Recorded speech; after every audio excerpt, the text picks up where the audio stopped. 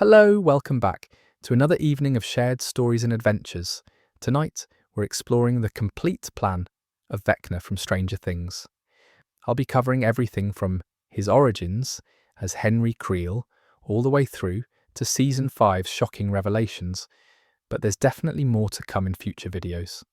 So we'll start with his childhood and the Creel House massacre, then move on to his transformation in the Upside Down, his creation of the Mind Flayer, and finally, his terrifying plan for those 12 children. Plenty to get talking about, but if you like what I do here and want a way to support the channel, consider subscribing down below. But for now, grab your blanket and get cozy, and let's begin. So way before Vecna became the terrifying monster-hunting teenagers in Hawkins, he was just a kid named Henry Creel. And honestly, that's one of the most unsettling things about his story. He wasn't created in a lab or accidentally exposed to some weird dimension. He was born with his powers, which makes him fundamentally different from every other powered character we meet in Stranger Things. Henry Creel was originally from Rachel, Nevada, a small town where his family lived before everything went wrong. The exact year of his birth isn't confirmed in canon, but based on the timeline, he was probably born in the late 1940s or early 1950s. His family consisted of his father Victor, his mother Virginia, and his younger sister Alice. By all accounts, they seemed like a normal American family, but Henry was anything but normal.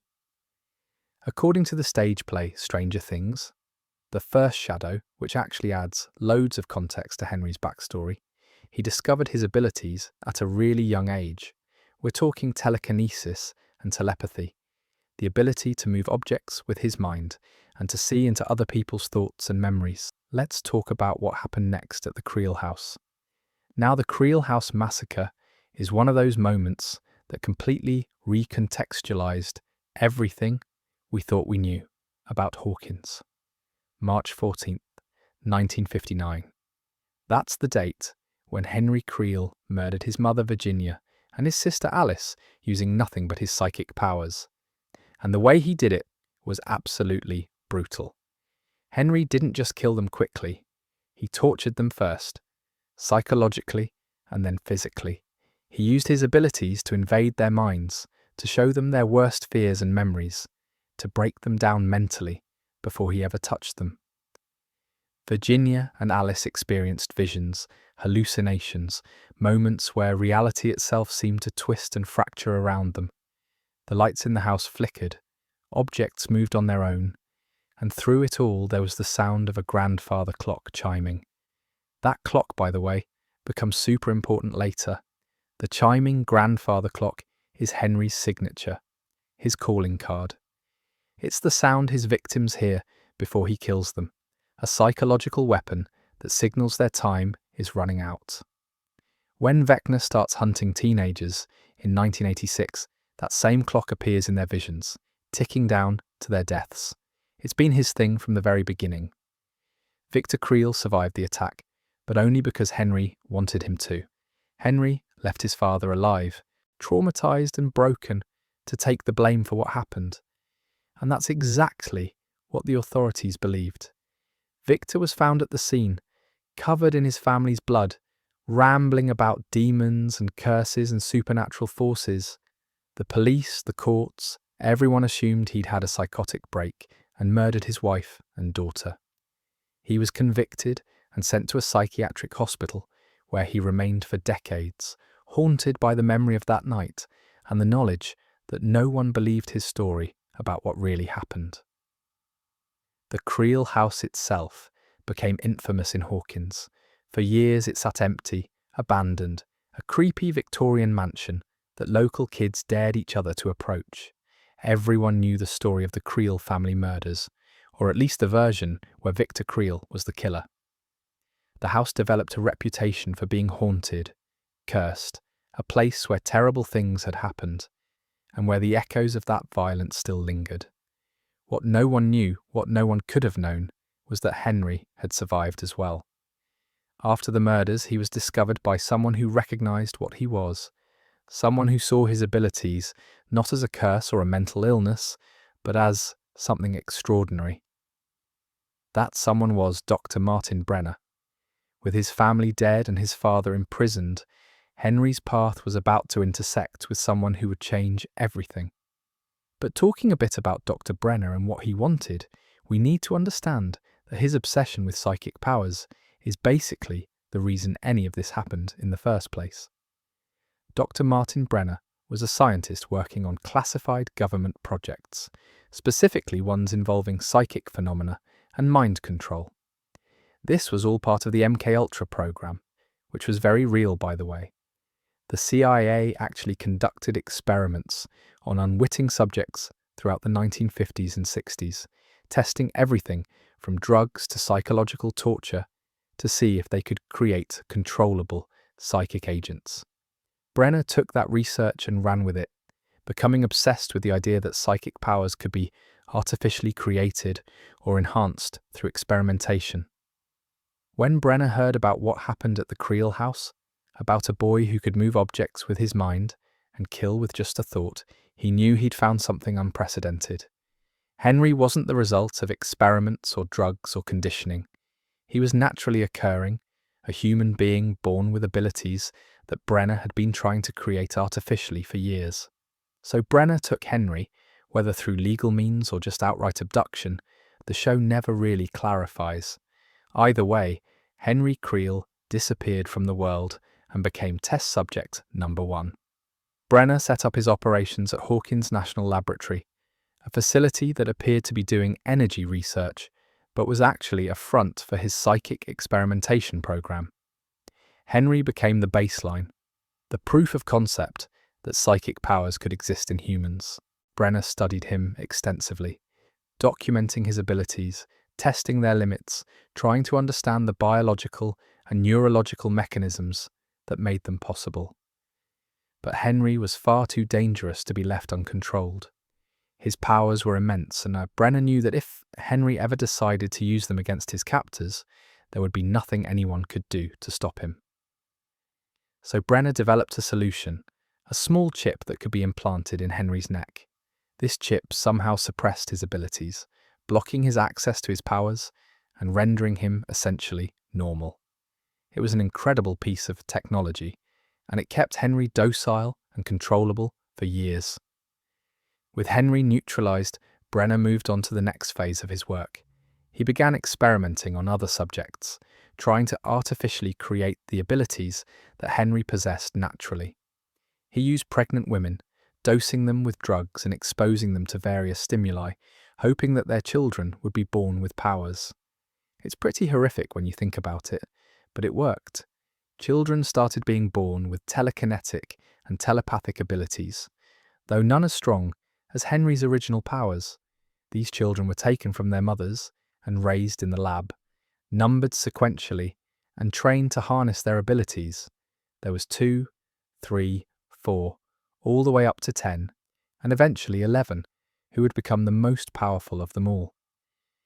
They lived in what was called the Rainbow Room, a cold clinical space designed to look somewhat cheerful, but really just a prison, where children were subjected to constant testing and training.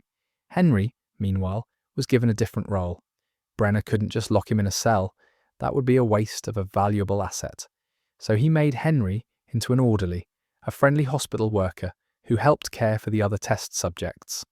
Henry went by the name Peter Ballard, a mild-mannered, soft-spoken man who seemed genuinely kind to the children. He wore his orderly uniform, kept his head down, and played the part perfectly. Fun fact, Jamie Campbell Bower, who plays Henry/1/Vecna, was actually cast under the name Peter Ballard. The character breakdown didn't mention anything about him being a test subject or a villain. It just described him as a friendly orderly at a psychiatric hospital. Bower said in interviews that he had no idea where the name Peter Ballard came from, and that he felt bad being part of such a massive red herring for the fans. The Duffer Brothers kept the twist under wraps so thoroughly that even some of the cast didn't know the full truth until they read the scripts. But Henry wasn't content to remain a prisoner, even a well-treated one, and his friendship with young 11 was all part of a much darker plan. September 8th, 1979 is probably one of the most important dates in the entire Stranger Things timeline. That's the day everything changed. The day Henry Creel stopped being a prisoner and became something far worse. By this point, Henry had been working as an orderly for years, quietly observing the other test subjects, waiting for his opportunity. He'd identified 11 as the most powerful of Brenner's children, the one with the strongest abilities and the most potential. But more importantly, he'd identified her as lonely, isolated, desperate for connection and friendship. So he befriended her. He was kind to her when others weren't. He spoke to her like a person, not a lab rat. He earned her trust completely. And then he asked her for a favor. He showed her the chip in his neck, the device that suppressed his powers, and he told her it was a tracking device that prevented him from leaving the lab. He couldn't remove it himself, he said, but maybe she could use her abilities to take it out. Just a small favor, one friend helping another escape from this terrible place. 11, trusting him completely, agreed. She used her telekinesis to remove the chip from his neck, and the moment it was out, everything went wrong. Henry's powers came flooding back at full strength, and the friendly orderly vanished. In his place was something cold and murderous, a predator who'd been caged for far too long. He told 11 to hide in a closet, to wait for him, and then he began his rampage through Hawkins' lab. What followed was a massacre. Henry moved through the facility systematically, hunting down every single one of the other test subjects. 2, 3, 4, 5, 6, 7, 8, 9, 10. He killed them all, using his powers to break their bones, to crush their bodies, to snuff out their lives one by one. The Rainbow Room became a slaughterhouse, blood on the walls, small bodies scattered across the floor. It's one of the most disturbing scenes in the entire series, and it's made worse by the fact that these were children, kids who'd been experimented on and abused their entire lives, and Henry killed them without hesitation or remorse. Brenner somehow survived. Whether Henry deliberately left him alive or Brenner managed to escape, we never get a clear answer, but Henry's primary targets were the other children, not the adults. When Henry was finished, he returned to 11. She emerged from the closet to find the lab destroyed and everyone dead, and Henry standing there covered in blood. He tried to explain his actions, tried to get her to understand his philosophy. He told her about the artificial order humanity had imposed on the world, about how they were both superior beings who didn't have to follow society's rules. He offered her a chance to join him, to leave the lab together and remake the world according to their own vision. 11, horrified by what he'd done, refused. She didn't want to destroy the world. She didn't want to hurt people. And in that moment, thinking of her mother, of the loving memory that had sustained her through years of abuse, she found the strength to fight back. The two of them engaged in a massive, telekinetic duel, the most powerful psychics in the world battling for control. The lab shook, objects flew through the air, and somehow, impossibly, 11 won. She overpowered Henry, and using every ounce of her strength, she blasted him backwards through a gate, a rift in reality that she'd inadvertently opened with the force of her powers. What 11 didn't realize at the time was that banishing Henry wouldn't end the threat. It was only the beginning. So after being blasted through the gate by 11, Henry fell through what can only be described as interdimensional hell. And I mean that pretty literally. The dimension he landed in, which we now know as Dimension X or the Proto-Upside Down, was a nightmare landscape of floating rocks, toxic atmosphere, and constant lightning storms. It wasn't the mirror version of Hawkins we see in later seasons.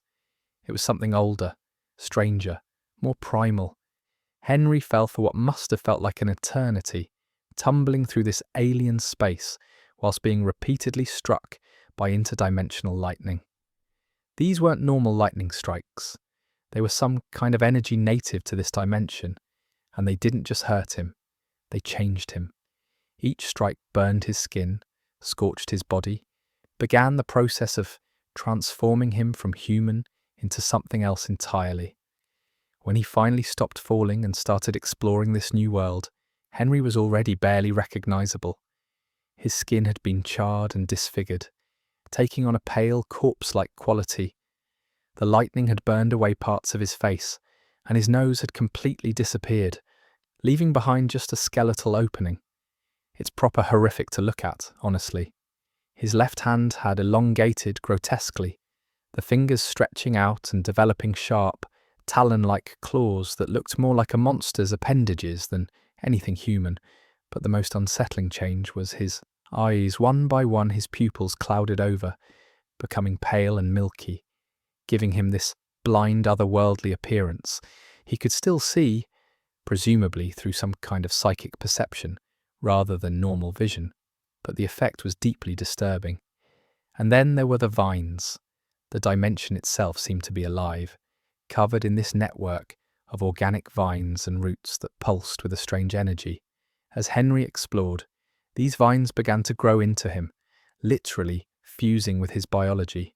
They wrapped around his limbs, burrowed into his flesh, became part of his internal structure. It's like the dimension was claiming him, making him a part of itself, integrating his human biology with its own alien ecosystem. The whole transformation probably took months or even years.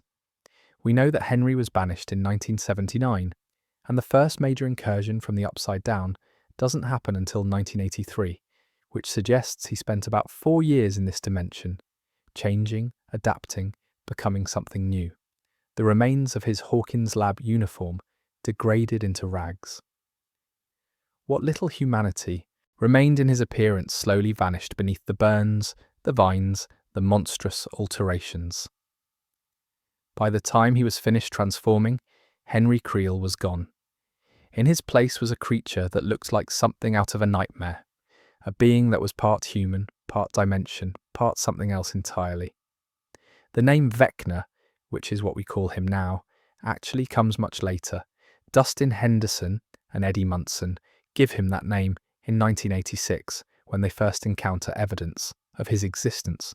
They're both Dungeons and Dragons nerds, and Vecna is the name of a powerful undead lich in D&D lore, a spellcaster who defied death and ascended to godhood through dark magic. The name fits almost too perfectly. The D&D Vecna is missing his left hand and his left eye, which echoes Henry's disfigured hand and clouded eyes. Both versions are obsessed with secrets, knowledge, and power. Both see themselves as gods among lesser beings. I suppose it's kind of gross when you really think about the physical transformation, but there's something fascinating about how the dimension itself became part of him. He's not just a person with powers anymore. He's a hybrid, something that exists between human and whatever the Upside Down fundamentally is. But Henry's transformation wasn't complete. The physical changes were just the beginning. The most important discovery, the thing that would turn him from a disfigured exile into a genuine threat to reality itself, was still ahead. Let's talk about what Henry found in this strange new world. Now, this is where things get really interesting, because Henry's discovery fundamentally changed the power structure of the Upside Down. For years, he wandered through this desolate wasteland, exploring its landscapes, encountering its native creatures, trying to understand what this dimension actually was. And what he found was both terrifying and, from his twisted perspective, absolutely perfect. The dimension was full of creatures, demogorgons, the same predatory monsters that would later terrorize Hawkins, were just wandering around in their natural habitat. These weren't invaders or anomalies. They were native to this place, part of its ecosystem. And Henry, with his lifelong fascination with predators, saw them not as threats, but as kindred spirits. He viewed them as small predators in need of protection, creatures that operated on pure instinct without the burden of humanity's artificial order. He explored further, moving through the floating rock formations and the strange, organic architecture of the dimension.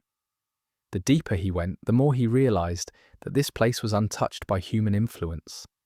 There were no buildings, no roads, no signs that humanity had ever imposed its structure here. In his own words, it was unspoiled by mankind. For someone who hated human civilization as much as Henry did, this was paradise. But the most significant discovery came when he encountered something that defied easy description. There was this massive cloud of particles, a swirling mass of shadow that seemed to exist in a state between solid and gas, between matter and energy. It moved with a strange, almost liquid quality, folding in on itself, expanding and contracting like something breathing. Whether this cloud was sentient before Henry found it is one of the biggest unanswered questions in Stranger Things lore. Some interpretations suggest it was already a living organism, an ancient intelligence native to Dimension X. The stage play Stranger Things. The first shadow hints that this entity might have even been the source of Henry's powers in the first place, that his childhood encounter in that Nevada cave connected him to this thing before he was born. Other interpretations suggest it was just raw material, particles with potential but no consciousness, until Henry gave it form. What we do know for certain is what happened next. Henry, seeing this cloud of shadow, recognized it as the missing piece in his plan to gain ultimate power. He'd always been strong, but his abilities had limits. He could kill individuals, manipulate objects, invade minds, but he couldn't reshape reality itself. He couldn't impose his will on an entire dimension. The particles changed that. Using his psychic powers, Henry reached out to the cloud and began to shape it. He pulled the particles together, manipulating their form, giving them structure and purpose, and the shape he chose was deeply personal. He molded the shadow into a massive, spider-like creature, a cosmic manifestation of his childhood obsession with black widow spiders. The entity he created had multiple legs, a segmented body, an appearance that was both organic and alien. It looked like something that had crawled out of a nightmare, which I suppose it had. This was the birth of the Mind Flayer. Not a pre-existing god or ancient evil, but Henry's creation, his design, his tool for ultimate control. Through his connection to the Mind Flayer, Henry established something unprecedented. He created a hive mind, a psychic network that connected every living thing in the dimension. The demogorgons, the vines, the particles themselves, everything became part of a single consciousness, with Henry at its center. He could see through their eyes, control their actions, feel what they felt. He'd become the god of his own dimension, the apex predator he'd always believed himself to be. The irony, of course, is completely lost on him. Henry hated humanity for imposing artificial order on the natural world, for creating structure and hierarchy where he believed only chaos and predation should exist. But what did he do the moment he gained power? He imposed the ultimate order on the upside down. A hive mind is the most rigid, controlling structure imaginable. Every creature stripped of individual will, all of them extensions of a single consciousness, operating in perfect synchronization according to one being's desires. He became everything he claimed to hate about humanity. He just couldn't see it. Fun fact, the Mind Flayer's spider-like design isn't just about Henry's childhood obsession. The Duffer Brothers have said in interviews that spiders represent a kind of elegant horror, something that's beautiful in its own way, but also deeply unsettling to most people. The Mind Flayer's form is meant to evoke that same response, something you can't quite look away from, even though every instinct tells you to run. With the Mind Flayer under his control, Henry had become something far more dangerous than just a man with powers. He'd become a god of his own dimension, and now he had the tools to spread his influence beyond it. The hive mind is basically Vecna's operating system for the entire Upside Down. It's how he maintains control over this vast dimension and everything living in it, and understanding how it works is crucial because it's both his greatest weapon and his biggest vulnerability. At its core, the hive mind functions as a psychic network. Every creature in the Upside Down that's been exposed to the Mind Flayer's particles becomes connected to this network. Demogorgons, demodogs, demobats, the vines that cover every surface, even the dimension itself in some ways. They're all linked together through a shared consciousness, with Vecna sitting at the centre, like a spider in a web, which, given his obsession with spiders, is probably exactly how he intended it. This connection allows Vecna to see through the eyes of his creatures. If a demogorgon is prowling through the woods in Hawkins, Vecna can experience what it experiences. He can observe, gather information, identify targets, all whilst remaining safely hidden in his lair. It's like having thousands of security cameras spread across multiple dimensions, except these cameras have teeth and claws and can follow his commands. But it goes beyond just observation. Vecna can control these creatures directly when he needs to. He can override their instincts, direct their movements, coordinate attacks with military precision. This is why we see the creatures acting in synchronized patterns throughout the series. They're not just animals hunting independently. They're extensions of a single will, pawns on a chessboard being moved by a master strategist. The shared consciousness aspect is particularly interesting, because it's not just a one-way connection, with Vecna giving orders and the creatures obeying. The hive mind means that everything connected to it shares sensations and experiences to some degree. When one creature in the hive mind feels pain, the others feel echoes of that pain. When one is injured or killed, the disturbance ripples through the entire network. This is something we see demonstrated really clearly in Season 4. When Steve, Nancy and Robin are trapped in the Creel house, in the Upside Down, they're being held by these vines that have wrapped around them. Meanwhile, in Russia, Hopper and Joyce are fighting demogorgons in a completely different location. Murray uses a flamethrower to burn the demogorgons, and the moment those creatures start burning, the vines back in Hawkins react. They loosen their grip, pull back, clearly feeling the pain that the demogorgons are experiencing thousands of miles away. It's actually quite clever as a defense mechanism when you think about it. Any creature in the hive mind can serve as an early warning system for threats. If something attacks one part of the network, the entire network becomes aware of the danger, but it's also a massive vulnerability, which becomes really important later. The connection to Will Byers, which started all the way back in Season 1, is part of this same system. When Will was taken to the Upside Down and implanted with whatever substance Vecna used on him, he became linked to the hive mind. Not as fully integrated as the demogorgons, but connected enough that he could sense what Vecna sensed, feel what the Mind Flayer felt. In Season 2, when Will was possessed, he was essentially serving as Vecna's eyes and ears in Hawkins, feeding information back through the hive mind about the town's defences and the people trying to stop the invasion. The particles themselves seem to be the fundamental component of the whole system.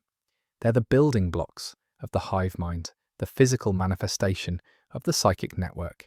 Anything that ingests or is infected by these particles becomes part of the collective. This is how the Flayed worked in Season 3, how the Mind Flayer possessed all those Hawkins residents and used their bodies to build a physical form in the real world. Understanding the hive mind is crucial because it's both Vecna's greatest weapon and his biggest weakness. Like I said, the shared pain works both ways. If you can hurt enough creatures connected to the network, you can hurt Vecna himself. November 6th, 1983. The date that started everything. On that night, a young girl named 11 was being held in Hawkins National Laboratory, forced by Dr. Brenner to use her powers for his experiments. He'd been pushing her to make psychic contact with a Russian agent, to spy on Soviet communications from thousands of miles away. 11, terrified and exhausted, reached out with her mind into the void, searching for the target Brenner had specified, but she found something else instead. She encountered a creature, a predator from another dimension, and the moment she made contact with it, everything changed. The Demogorgon, sensing her presence, reacted, and the psychic connection between Eleven and this monster was so powerful that it tore a hole in reality itself. The Mother Gate, as it came to be known, ripped open in the basement of Hawkins' lab. It was a wound in the fabric of space, a portal connecting our world to the Upside Down. And through that portal, Vecna finally had access to Hawkins after 4 years of exile and transformation. But here's what makes this absolutely fascinating.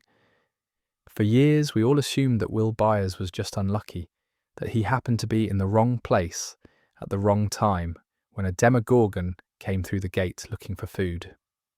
Season 5. Volume 1 completely changes that understanding. In the opening flashback sequence, we see that Will wasn't randomly taken. He was specifically chosen. Vecna had been watching Hawkins through the newly opened gate, observing the town and its inhabitants, looking for the perfect test subject for what he was planning. And when he saw Will Byers, a young boy riding his bike home alone on a dark road, he knew he'd found exactly what he needed. Will was small, vulnerable, isolated. He had the right combination of youth and resilience that Vecna was looking for. So Vecna sent a Demogorgon to capture him. Not to kill him, to capture him. And when the Demogorgon dragged Will into the Upside Down, it brought him directly to Vecna's lair. What happened next is properly disturbing. Vecna had prepared this setup, this organic tube filled with some kind of substance, and he placed Will inside it. The tube looked almost like a cocoon or a womb, covered in the same vines and organic material that covered everything else in the Upside Down. And whilst Will was unconscious inside this thing, Vecna pumped him full of this unknown substance, essentially flaying him, connecting him to the hive mind. This wasn't about feeding, it wasn't about killing, it was an experiment. Vecna wanted to see if he could integrate a human child into his psychic network, turn them into a vessel he could use to extend his influence into the real world. And Will, terrified and alone, became the proof of concept. Will managed to survive in the Upside Down for about a week, hiding in Castle Byers and other familiar locations, staying one step ahead of the Demogorgon that was hunting him. His friends and family, meanwhile, were desperately searching for him, not knowing that he'd been taken to another dimension. Joyce Byers, his mother, refused to believe he was dead even when everyone else had given up hope. Eventually, through a combination of Joyce's determination, Hopper's investigation, and Eleven's powers, they managed to locate Will and bring him home. Eleven opened a gate, Joyce and Hopper went through, and they found Will in the upside-down library, barely alive, covered in a tendril from one of Vecna's vines. They pulled it out of his throat and carried him back to the real world. But Will wasn't the same. He'd been changed by his time in the Upside Down, connected to Vecna's hive mind in ways that no one initially understood. He coughed up a slug-like creature shortly after his rescue, evidence that something from that dimension had gotten inside him. And though he seemed to recover physically, the psychic connection remained, lurking beneath the surface, waiting to be activated. Barbara Holland, Nancy Wheeler's best friend, wasn't so lucky. She'd been taken by the Demogorgon around the same time as Will, dragged to the Upside Down while sitting alone by Steve Harrington's pool. But Barb didn't survive.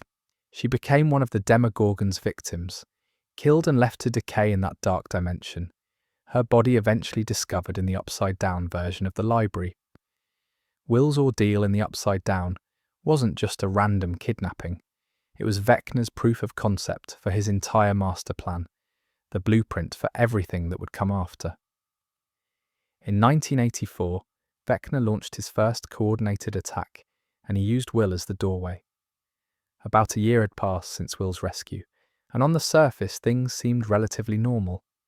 He was back in school, back with his friends, trying to move on from the trauma of what had happened to him. But the connection to the Upside Down had never really gone away.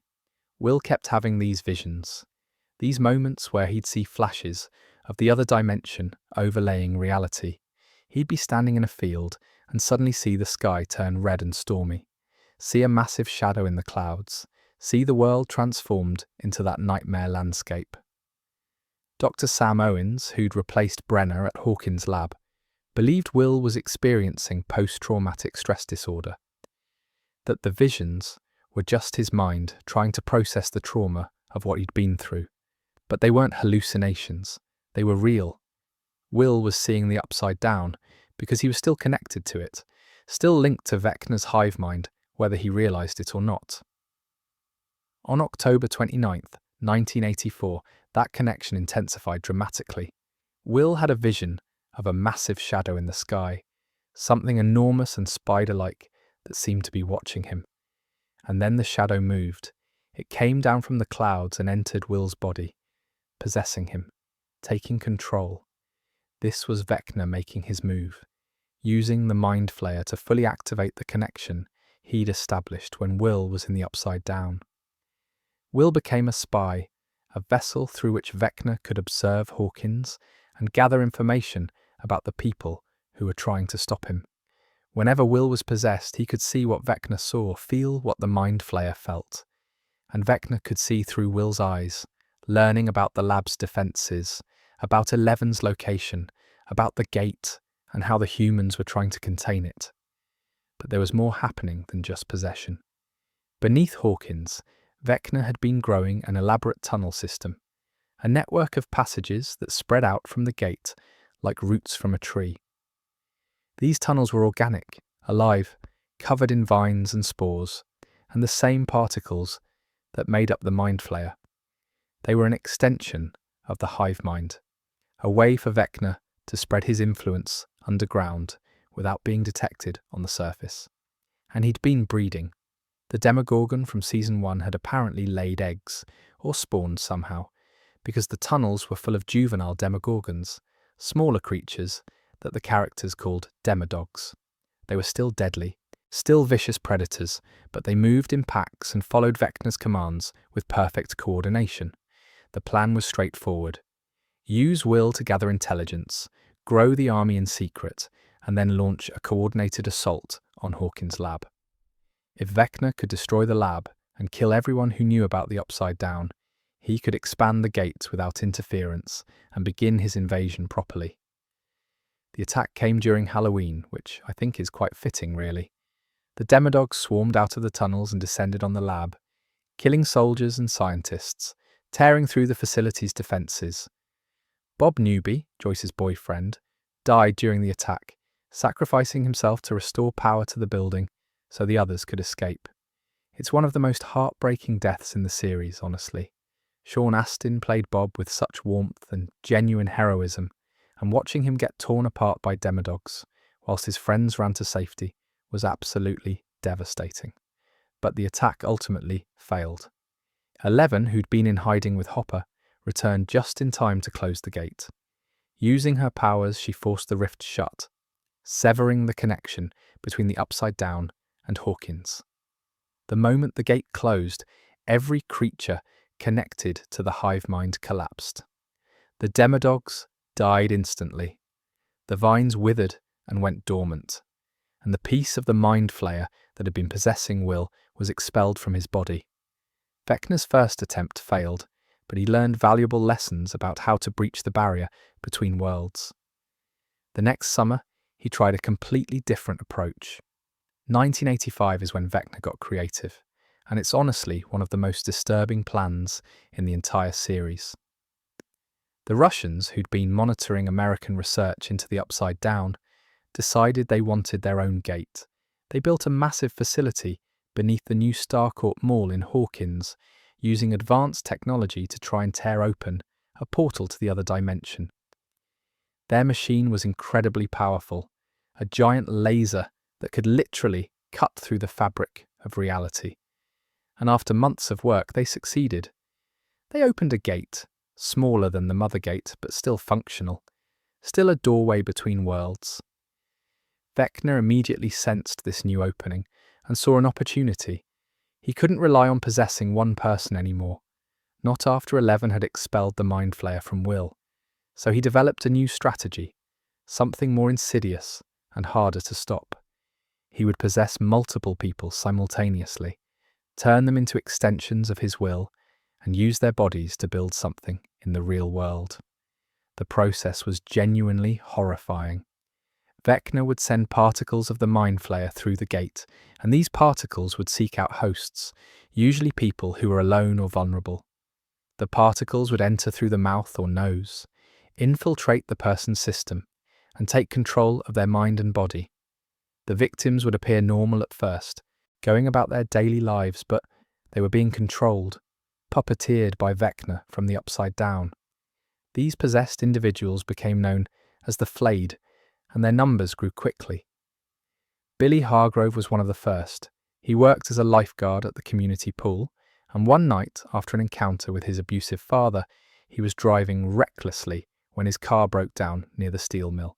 That's where the Mind Flayer found him, alone and angry, the perfect target. The particles possessed him, and Billy became Vecna's lieutenant in Hawkins, tasked with recruiting more people to the hive mind. What made Billy's possession so effective was that he could act normal when he needed to. He still went to work, still interacted with people, still maintained his cover. But beneath the surface, he was gathering others, identifying targets, expanding Vecna's network. He lured people to specific locations where the Mind Flayer could possess them, growing the collective one person at a time. And then came the truly disturbing part.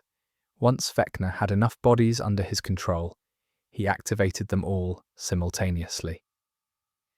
The Flayed began gathering at the steel mill, and there they melted. I'm not being metaphorical. Their bodies literally liquefied, flesh and bone dissolving into this organic slush that pooled together. And from that pool of melted humans, Vecna constructed something new. He built a physical body for the Mind Flayer in the real world. This massive, spider-like creature made entirely from the dissolved remains of Hawkins' residents.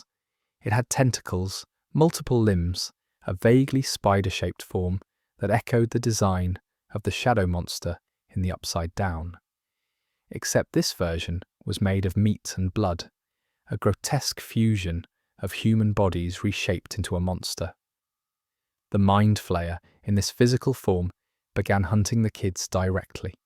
It wanted 11, specifically. During one attack, it bit her leg, injecting something into her system. That bite did two things.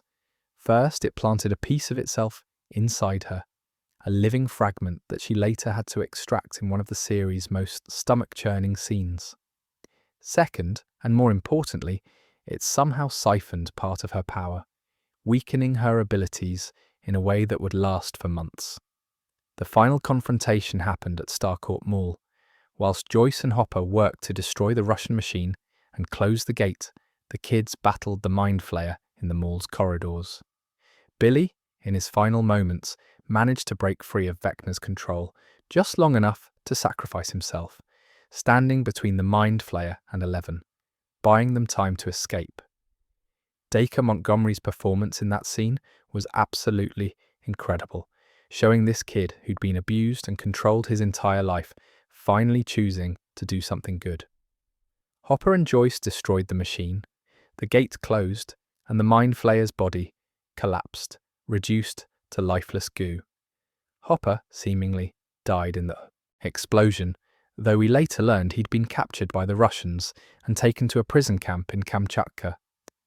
After 2 failed invasions, Vecna went dormant, but he wasn't giving up. He was planning something much bigger. Fast forward to 1986, and Vecna finally revealed himself.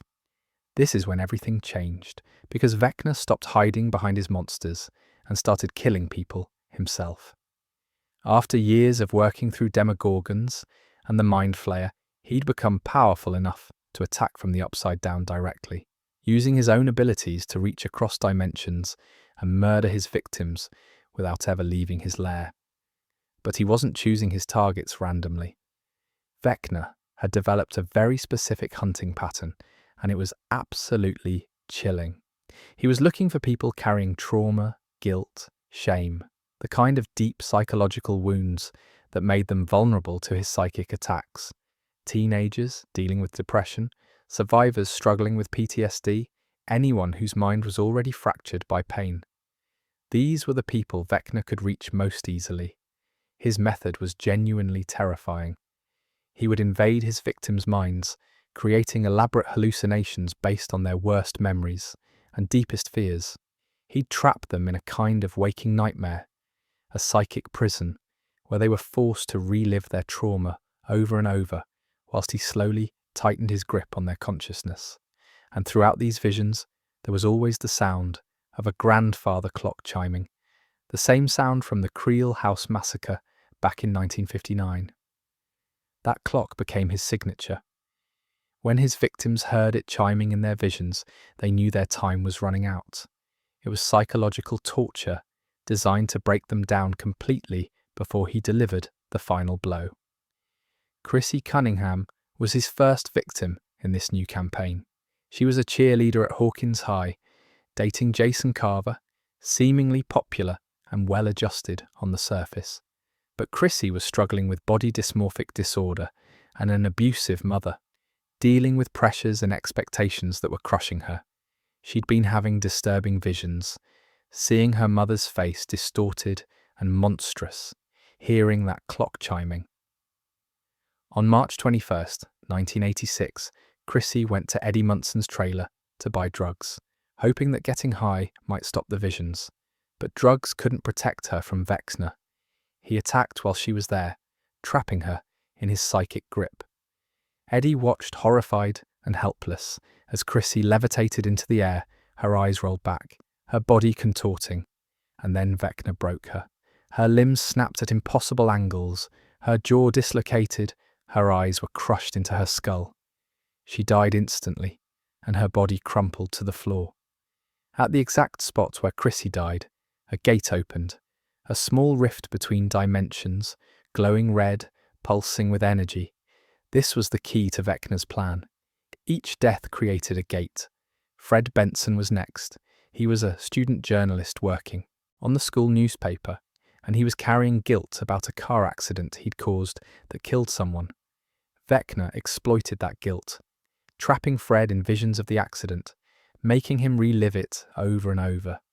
Fred died the same way Chrissy had. Bones broken, body destroyed, another gate opening at the site of his death. Patrick McKinney, a basketball player and friend of Jason's, became the third victim. He was dealing with trauma from his abusive father, and Vecna used that pain against him. Patrick died while swimming in Lover's Lake, his body rising out of the water as Vecna killed him, creating a third gate beneath the surface. Max Mayfield was supposed to be the fourth. She'd been struggling with guilt and depression since her stepbrother Billy's death, blaming herself for not saving him, for being glad he was gone because of how he'd treated her. She was the perfect target, consumed by conflicting emotions and self-loathing. Vecna pulled her into his mind lair, this psychological space where he could fully manifest, and he nearly killed her. She was levitating, her bones beginning to crack, the curse taking hold. But her friends discovered something crucial. Music could break Vecna's hold. Max's favourite song, Running Up That Hill by Kate Bush, became her lifeline. When Lucas and the others played it through her headphones, the music created a kind of psychic anchor, connecting her to happy memories and strong emotions that Vecna couldn't corrupt. She managed to escape his grip, running through her memories until she found a way back to reality. To this day, that scene is one of the most powerful moments in the entire series. Sadie Sink's performance as Max fights for her life, whilst Kate Bush's song builds in the background, is absolutely incredible. It's terrifying and beautiful and heartbreaking all at once, but Vecna's plan was now clear. He needed 4 deaths to open 4 gates. 3 gates weren't enough. He needed a 4th to complete the ritual, to tear Hawkins apart and create a permanent bridge between the Upside Down and the real world. The gates would converge, forming a massive rift that would allow the dimensions to merge. Hawkins would become part of the Upside Down, and from there, Vecna could spread his influence to the rest of the world. The gang now knew who their enemy was, what he wanted, and how close he was to achieving it. But while Vecna was hunting teenagers, they were piecing together his identity and his past. The investigation into Vecna's identity is one of those classic Stranger Things moments where the kids are smarter than any adult. Whilst the police were busy hunting Eddie Munson, convinced he was a satanic cult leader murdering teenagers, Nancy, Robin, Steve, and Dustin were actually doing proper detective work. They'd noticed a pattern in Vecna's killings. The broken bones, the clock visions, the psychological torture. It all reminded them of an old case from the 1950s, the Creel House murders. Victor Creel had been convicted of killing his family in a similar manner, claiming that supernatural forces were responsible. At the time, everyone had dismissed his story as the ravings of a madman. But given everything Hawkins had been through, supernatural explanations were starting to look a lot more plausible. Nancy and Robin managed to get into Penhurst Asylum, where Victor Creel had been institutionalized for decades. They posed as psychology students doing research, and they interviewed him directly. Robert Englund, who famously played Freddy Krueger in the Nightmare on Elm Street films, played Victor, which was absolutely perfect casting for a horror-inspired season. Victor told them his story, how his family had moved to Hawkins in 1959, how the house had seemed cursed from the moment they arrived, how demons had tormented them before killing his wife and daughter. He still believed it was a demon, some kind of vengeful spirit. He had no idea it had been his own son, but the information he provided was crucial. Nancy and Robin learned about Henry Creel, about the family dynamics, about the night of the murders. They started connecting the dots between Victor's story and what they knew about Vecna's methods. The psychological torture, the use of personal trauma, the grandfather clock, it all lined up. Meanwhile, they'd also discovered the Creel house itself was still standing, abandoned but intact, on the outskirts of Hawkins. Nancy decided to investigate it with the others, hoping to find more evidence, and that's when Vecna made his move.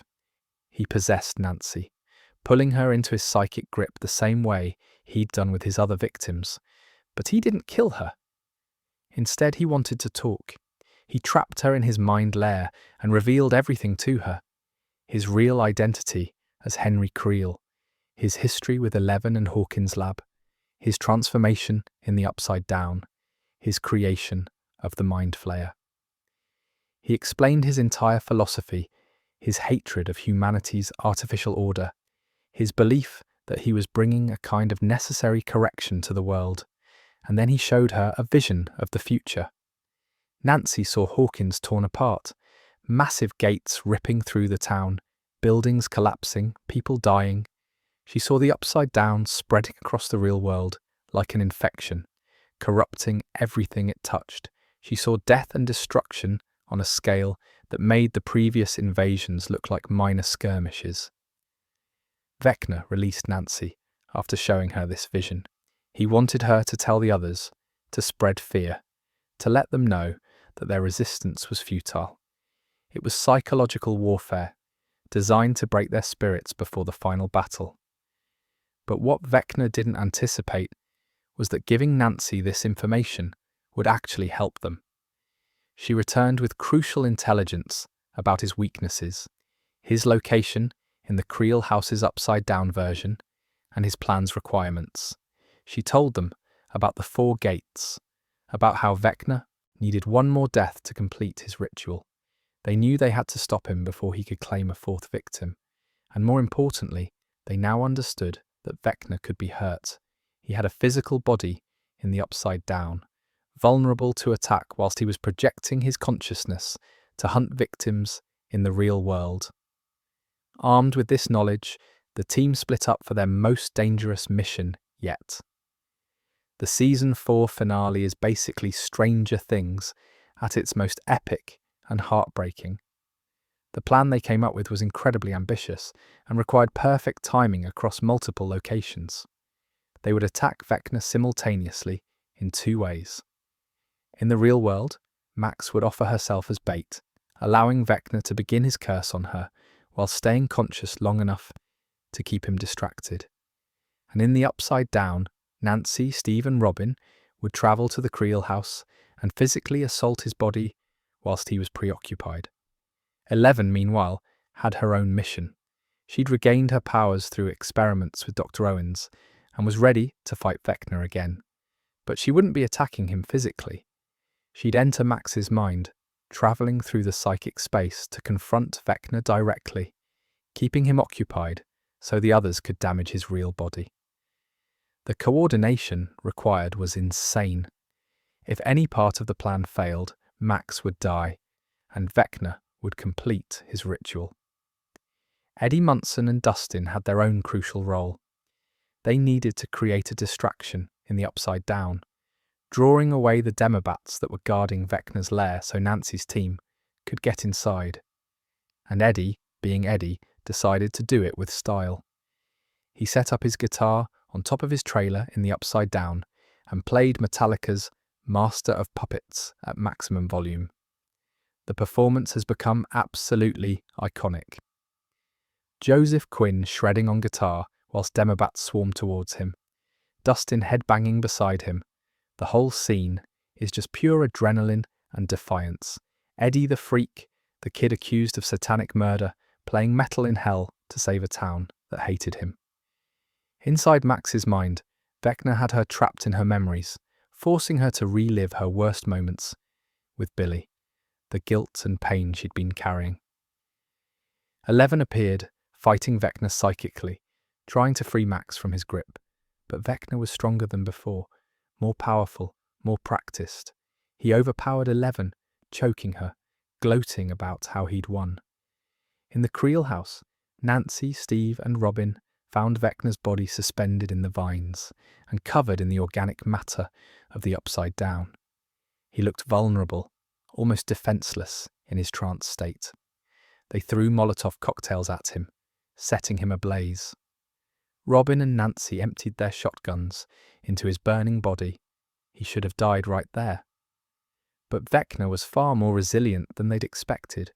Even burning, even shot multiple times, he held onto consciousness long enough to break Max's curse. Her body lifted into the air back in the real world. Lucas watched helpless as her limbs began to snap. Eddie and Dustin's distraction had worked, but the demobats eventually overwhelmed their position. They retreated back through the gate, but Eddie made a choice. He cut the rope, sealing Dustin in the real world, and he went back out to keep the bats distracted. He didn't want them following Dustin through the gate. He didn't want anyone else to die. The demobats swarmed him. Eddie fought with everything he had, using a makeshift spear and shield, taking down as many as he could. But there were too many. They tore into him, and he collapsed. Dustin crawled back through, found him dying in the dirt, and held him as he went. Eddie's last words were about how he didn't run this time, how he was finally brave. I'm not going to lie, Eddie's death absolutely destroyed me the first time I watched it. Joseph Quinn brought so much heart to that character, and watching him sacrifice himself for a town that had literally demonized him was just heartbreaking. Max's bones shattered. Her eyes were crushed. Lucas screamed her name, begging her to hold on. And then she died. Her heart stopped. She was gone. But 11, from her position in Nevada, reached out with her powers. She'd formed a deep bond with Max over the years, and she refused to let her go. Using everything she had, 11 restarted Max's heart, pulling her back from death. Max survived, but she didn't wake up. She fell into a coma, her mind trapped somewhere 11 couldn't reach. And in the Upside Down, Vecna's burning body fell from the Creel house window, disappearing into the darkness below. They thought they'd stopped him. They thought Max's survival meant the ritual was incomplete. But the 4 gates opened anyway. Massive rifts tore through Hawkins, converging in an X shape that split the town apart. Buildings crumbled, the earth shook, and red energy pulsed from the wounds in reality. Vecna was wounded, Eddie was gone, Max was in a coma, and Hawkins was torn apart. But somehow they'd managed to stop him from completing his plan. Or so they thought. Season 5 opens almost 2 years later, and Hawkins has become something out of a war zone. The setting is autumn 1987, nearly 20 months after the events that tore the town apart. And in those 20 months, absolutely nothing has happened, which, when you think about it, is almost more terrifying than constant attacks. The giant rift that formed during Vecna's ritual is still there, a massive X-shaped wound cutting through the centre of Hawkins. You can see it from anywhere in town, glowing red, pulsing with this ominous energy. The military moved in immediately after the gates opened, establishing a full quarantine around Hawkins. No one gets in or out without clearance. The town has essentially become a militarized zone, with armed soldiers patrolling the streets and checkpoints at every major intersection. Lateal Cole Sullivan, who we first met in Season 4, is heading up the operation. Sherman Augustus plays him as this no-nonsense military commander who's convinced that eliminating 11 is the solution to all of Hawkins' problems. He's established what's called the MAC-Z, a massive military base built right on the edge of the rift, designed to monitor the Upside Down and prepare for any incursions. Hopper, who'd escaped from Russia and returned to Hawkins, has been leading what they call crawls. These are reconnaissance missions into the Upside Down, where small teams venture through the rift looking for any sign of Vecna. David Harbour mentioned in interviews that these crawls have become almost routine, dangerous expeditions into hell that they've been conducting regularly for months, but they never find anything. No Vecna, no movement, no activity whatsoever. 11 has been trying to locate him psychically, using her powers to search the Upside Down, the way she used to search for the Demogorgon or the Mind Flayer. But there's nothing. It's like Vecna has completely vanished, his psychic presence erased from the dimension.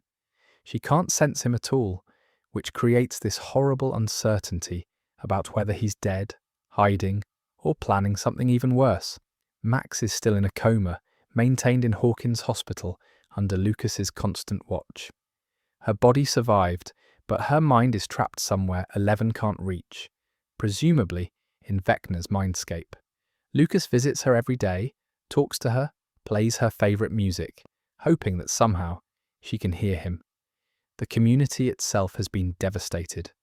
Loads of people left Hawkins after the gates opened, unwilling to stay in a town that had literally been torn apart by supernatural forces. The ones who remained are living in this constant state of low-level anxiety, waiting for the next attack, the next disaster. But as the months passed with no incidents, some people started to relax. They began to believe that maybe Vecna was really gone, that the worst was over. That false sense of security is exactly what Vecna was counting on. For 20 months, he'd been dormant, recovering from his injuries, regaining his strength, and planning his next move. The wounds Nancy, Steve, and Robin had inflicted on him were severe. His body had been burned and shot, massive damage that would have killed any normal creature.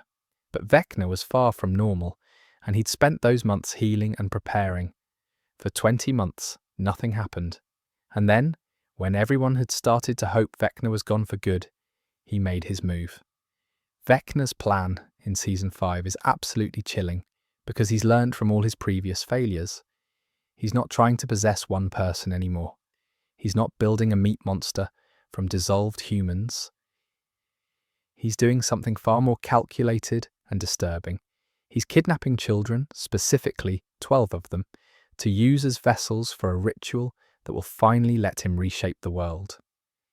The first sign that something was wrong came from Holly Wheeler, Mike and Nancy's younger sister. She's probably about 6 or 7 years old at this point, played by Nell Fisher, and she'd been acting strangely for a while. Her teacher and her parents, Ted and Karen, had noticed that she kept talking to herself, having full conversations with someone who wasn't there. She called this person her imaginary friend, which wasn't particularly unusual for a kid her age, except Holly's imaginary friend had a name, Mr. Whatsit. Fun fact, the name Mr. Whatsit is actually a reference to A Wrinkle in Time by Madeline L'Engle, a book about kids fighting against an evil force trying to control minds and impose conformity. There's even a planet in that book called Camazotz, which becomes relevant later in Season 5's episode titles. But in Holly's case, Mr. Whatsit isn't a benevolent magical being. He's Vecna in disguise. The design of Mr. Whatsit is really clever. Instead of appearing as his true monstrous form, Vecna manifests to Holly as this friendly, well-dressed man wearing smart suits and chic glasses. The Duffer Brothers said in behind-the-scenes material that they based his appearance on a combination of Dr. Brenner and Mr. Rogers, creating this figure who seems trustworthy and kind, someone a child would naturally want to talk to. It's psychological manipulation at its most insidious. Mr. Whatsit tells Holly that there are monsters in Hawkins and that they like to eat children like her, which is technically true, but what he doesn't tell her is that he's the one controlling those monsters. He's grooming her, preparing her to accept what's coming, making her trust him so she won't resist when he finally makes his move. And then one night, he does. A Demogorgon tears through the roof of the Wheeler house, emerging into Holly's bedroom. Karen and Ted fight desperately to protect their daughter, and the battle is absolutely brutal. Cara Buono, who plays Karen, has this incredible, heroic moment where she's fighting this monster with whatever she can grab, but they can't stop it. The Demogorgon drags Holly through the rift and into the Upside Down. When Holly arrives in the Upside Down, her experience is bizarre and dreamlike. She sees this idyllic house, beautiful and serene, completely at odds with the nightmare dimension around her. Mr. Whatsit is there, guiding her, and he leads her to the Creel house. Except in Holly's perception, influenced by Vecna's manipulation, it doesn't look like the decrepit, vine-covered ruin it actually is. It looks pristine, untouched, like something from the 1950s. This is when Mr. Whatsit's face is finally revealed to the audience. The friendly man drops away, and Vecna's true form appears. He tells Holly that her classmate Derek will soon be joining them in the Upside Down, and that the rest of the school children from Hawkins will follow. The pattern of kidnappings is methodical. Vecna takes one child the first night, Holly, then 3 children the next night, then 8 children on the third night. 1, 3, 8. The progression adds up to exactly 12 children total, which Will Byers later confirms when he has a vision of Vecna's lair. He sees 12 places prepared, 12 spots where Vecna intends to position his vessels. But why children specifically? Vecna explains this to Will during their confrontation in episode 4. He says that children are weak in body and mind, easier to break and control than adults. Their consciousness is more malleable, their resistance lower, their potential to be reshaped according to his will much higher. It's a horrifying calculus, viewing kids as raw material rather than people. And the truly disturbing part is that Vecna credits Will himself with inspiring this entire strategy. The Season 5 opening flashback, showing Will in that organic tube in 1983, wasn't just backstory. It was Vecna's proof of concept. He experimented on Will, pumped him full of that mysterious substance, connected him to the hive mind, and watched what happened. Will's survival, his transformation, his lingering connection to the Upside Down, all of it demonstrated that children could be integrated into Vecna's network and used as conduits for his power. Will was the blueprint, and now Vecna is scaling up the experiment, using 12 children instead of 1, amplifying the effect to break through whatever barriers are still limiting his influence. By the end of episode 4, Vecna has all 12 children in his possession. Holly, Derek, and 10 others from Hawkins, all trapped in the Upside Down, all being prepared for whatever ritual Vecna has planned. But the reason he needs them specifically is still a mystery. One of the biggest revelations in Season 5 Volume 1 is this massive wall that nobody expected. During Hopper and Eleven's crawls into the Upside Down, they discovered something that fundamentally changes our understanding of Vecna's limitations.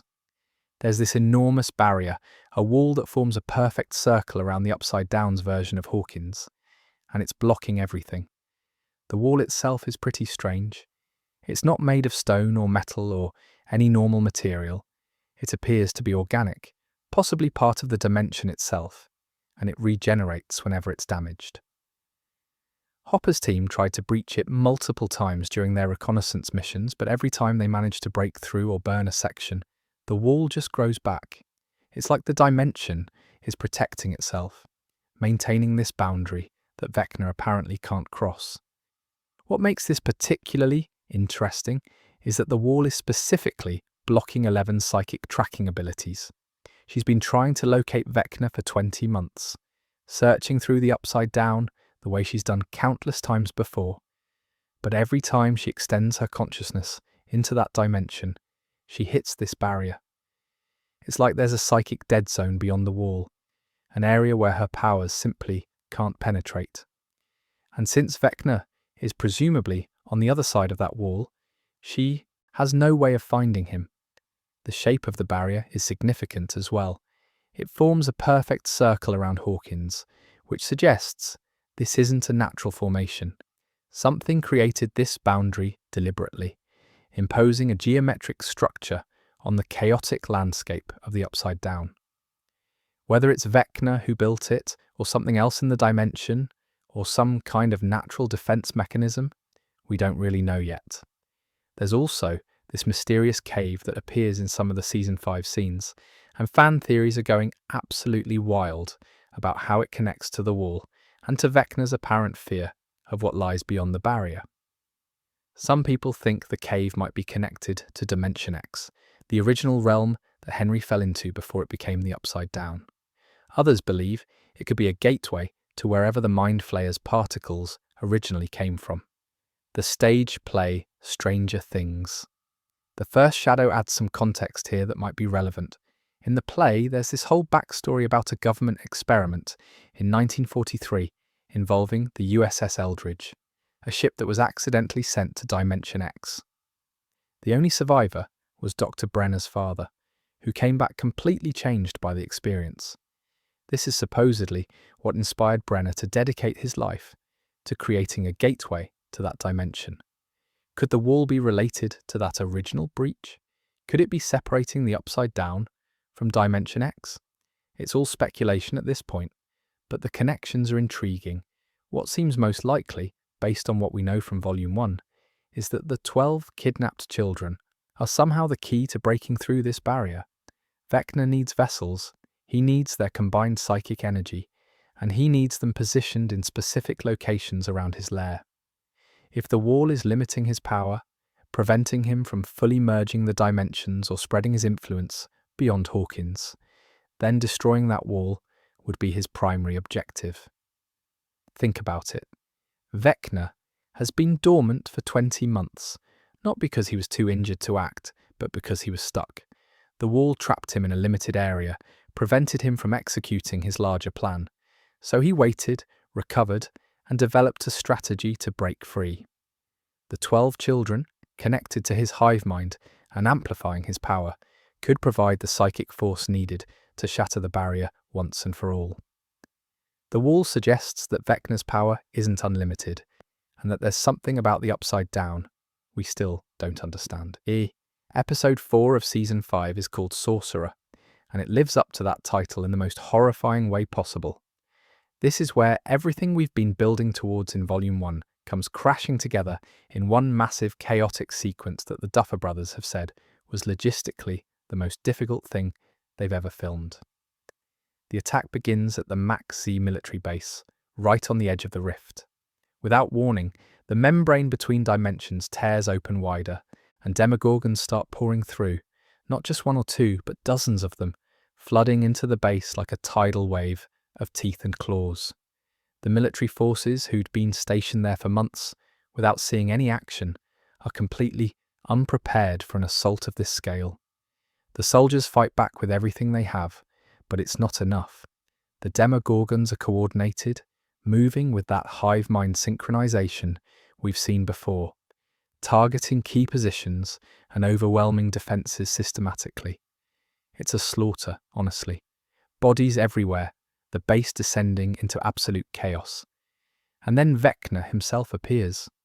He steps through the membrane of the Upside Down, emerging into the real world for the first time since his transformation. His appearance in Season 5 is even more horrifying than before. The injuries from Season 4, the burns and gunshot wounds, have left him looking more skeletal, more exposed. His arms are nearly bare bone in places, his ribcage protrudes sharply, and the vines that were once just features of his body are now far more prominent, seemingly replacing the flesh that was burned away. He surveys the battlefield with this cold, calculating gaze, and then he starts using his powers.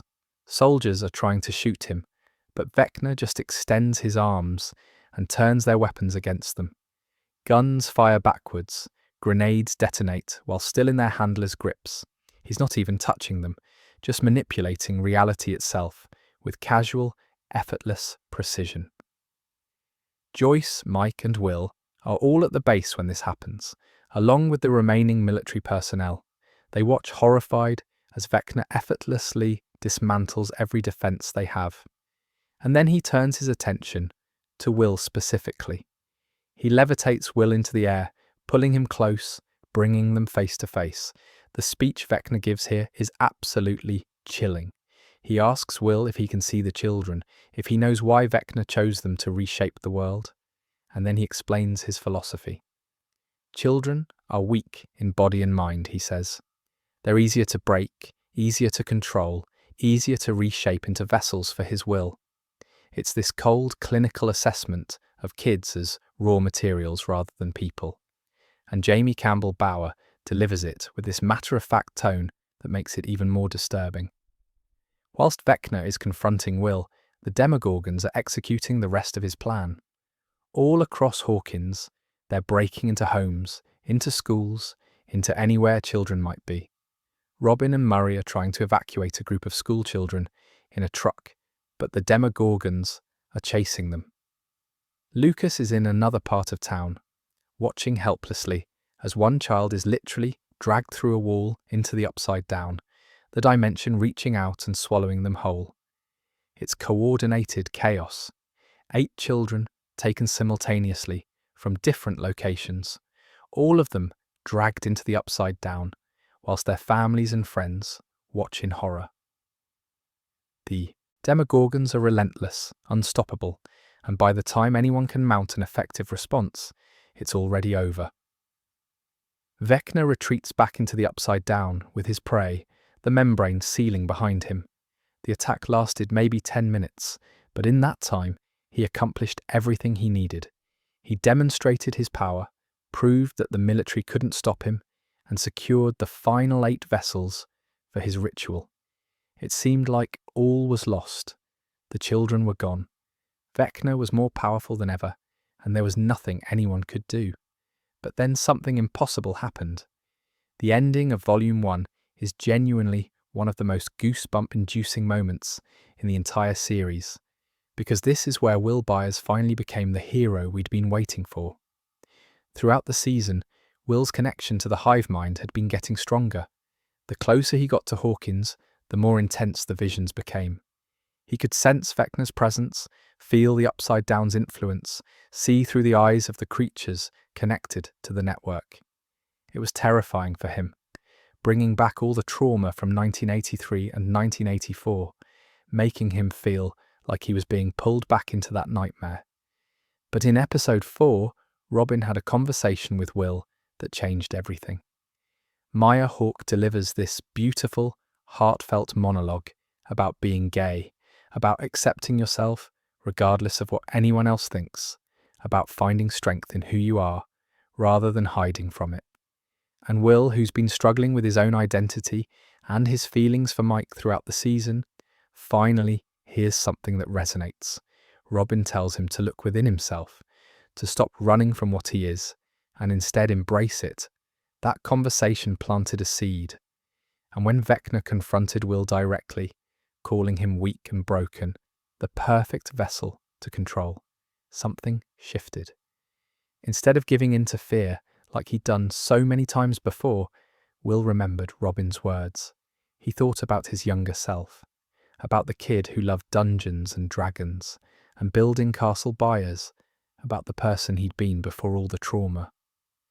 The show includes this flashback sequence, actual footage from earlier seasons mixed with new material, showing Will's memories, and in those memories, he finds strength. Not anger, not rage like Eleven or Vecna used to fuel their powers, but connection, love, emotional bonds with his friends and family. And then he taps into the hive mind. Will's eyes go white, exactly like Vecna's do when he's using his powers. And suddenly he can see through the eyes of every creature in the network. He sees the Demogorgons attacking Mike, Lucas and Robin in 3 different locations across Hawkins. And he realizes that he's not just observing, he can control them. What happens next is absolutely incredible. Will raises his hands, and the 3 Demogorgons freeze mid-attack. They stop completely, suspended in place, no longer responding to Vecna's commands, but to Will's. And then, using the same bone-snapping technique that Vecna has used to kill his victims, Will destroys them. The creature's limbs twist and break, and they collapse dead. The moment Will's powers activate, blood starts dripping from his nose, exactly like we've seen with 11 1,000 times. It's the physical strain of using psychic abilities, the same toll it takes on anyone channeling that kind of power. But unlike 11, whose powers come from within her, Will is pulling his abilities directly from Vecna through the hive-mind connection. Noah Schnapp talked in interviews about how he chose the hand gesture for Will's powers. Originally, the script called for him to do it like 11, with his palm facing downward. But Schnapp came up with this move where his hand is outstretched facing upward, as though he's pulling the powers from Vecna rather than pushing them out from himself. It's a small detail, but it perfectly captures the difference between their abilities. The Duffer Brothers have said that they've been planning Will's powers since Season 1, that this moment of him finally becoming powerful enough to fight back has been the endgame for his character arc from the very beginning. After 5 seasons of being the victim, the one who needed saving, the kid everyone saw as weak and fragile, Will Byers just killed 3 Demogorgons with his mind and saved his friends' lives. After years of suffering, Will Byers had finally become powerful, and Vecna had absolutely no idea what was coming. Volume 2 of Stranger Things arrives with 3 new episodes on Christmas Day, followed by the finale on New Year's Eve. And that, my dear friends, is where we'll have to leave Vecna's plan for now. Until next time, stay safe and sweet dreams.